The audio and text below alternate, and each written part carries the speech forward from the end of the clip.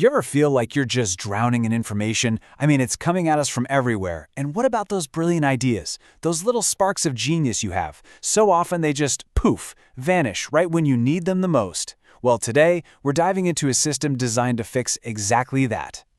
Yeah, I'm pretty sure it's a feeling we all know too well. Get this, we consume something like 34 gigabytes of information every single day.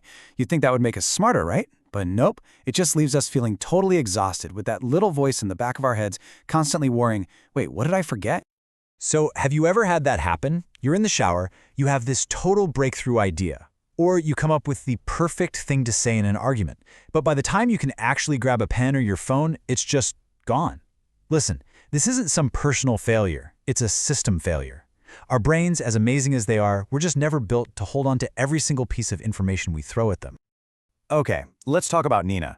She's kind of the poster child for this whole struggle. Her day starts, and she's already overwhelmed. Her mind is just this swirl of forgotten tasks, lost ideas, and that constant anxious buzz of, what am I missing?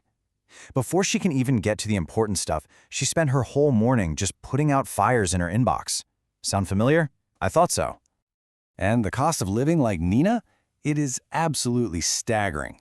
Microsoft did some research and found that the average US employee wastes 76 hours a year. Let that sink in. 76 hours. That's almost 2 full work weeks just spent searching for misplaced notes and files. I mean, just think of all that incredible potential just lost. So how do we get out of this state of chaos? How do we stop being like Nina? Well, the answer is something called a second brain. And trust me, it's a complete game changer in how we deal with information, with technology, and even how we think. This quote from the productivity guru David Allen just nails it. Your mind is for having ideas, not holding them. This is the core idea right here. We have to stop treating our amazing brains like clunky old hard drives. By handing off the job of remembering to a system we can trust, we free up our minds to do what they're truly brilliant at. Thinking, creating, and connecting the dots. So what exactly is a second brain? Well, think of it as your own personal digital archive of everything that you find valuable. Your best ideas, your memories, quotes you love, key knowledge. It's like a modern-day commonplace book. The kind of thing that thinkers like Leonardo da Vinci used to jot down all their incredible ideas and observations. It's your private vault for managing your life without having to keep every single detail crammed inside your head. And this really breaks down the partnership perfectly.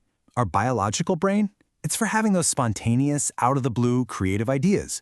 Your second brain, on the other hand, is for holding those ideas, systematically storing them for perfect recall later. They're not competing, they're working together, each playing to its own unique strengths. And this whole system wasn't just some clever idea someone dreamed up. It was actually born out of total necessity. The author, Tiago Forte, he developed it after a mysterious illness left him with severe memory problems. He was literally forced to build an external brain just to manage his own health. And in that process, he stumbled upon this incredibly powerful method that can help all of us. Okay, so this all sounds great in theory, but how do we actually do it? How do we make it practical? Well, that's where Forte's simple 4-step method comes in. It's called code, and this is the engine that makes the whole second brain system work. So, code breaks down into 4 key actions: capture, organize, distill, and express. Now, this isn't some one-time thing you set up and forget. It's a living, breathing, daily process for how you interact with all the information that shapes your work and, honestly, your life. So, let's just quickly look at what each step is for. First, you capture whatever resonates with you, anything interesting, inspiring, or just plain useful. Then you organize that stuff so it's ready for action, not just sitting in storage. Next, you distill your notes, boiling them down to their absolute essence. And finally, the best part, you express your ideas to create something totally new. Okay, so here's how that actually looks in real life. For capture, use whatever's fastest for you. A notes app, a voice memo, a napkin, whatever. Just grab the idea before it disappears. For organize, forget about some complicated library system. Just group your notes by the active projects you're working on right now. Easy. For distill, this is key. Go back and use bolding or highlighting to make your notes super scannable for your future self.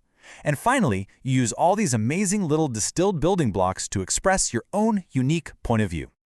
And that last step, express, That is really the whole point of this. This is not about becoming a digital hoarder, okay?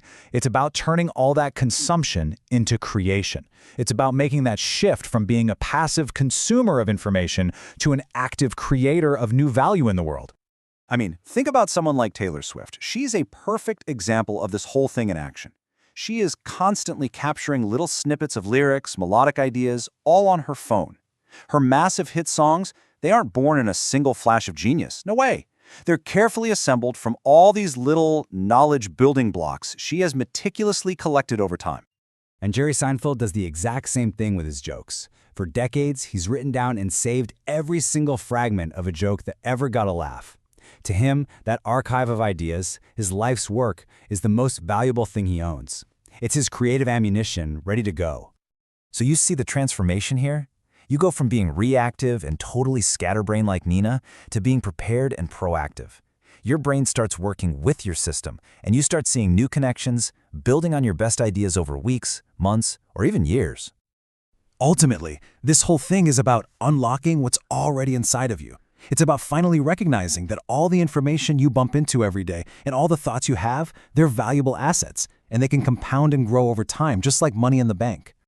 So remember, the goal isn't to know everything or to hoard information. It's about turning what you already know into these tangible assets, these little knowledge building blocks, like Lego bricks, that you can then assemble and reassemble to build pretty much anything you can imagine. And that, right there, brings us to the final, most important question. You don't need to read one more article or wait until you're perfectly prepared. You already have everything you need. You can start creating with what you have right now. So the only question left is, what will you create with it?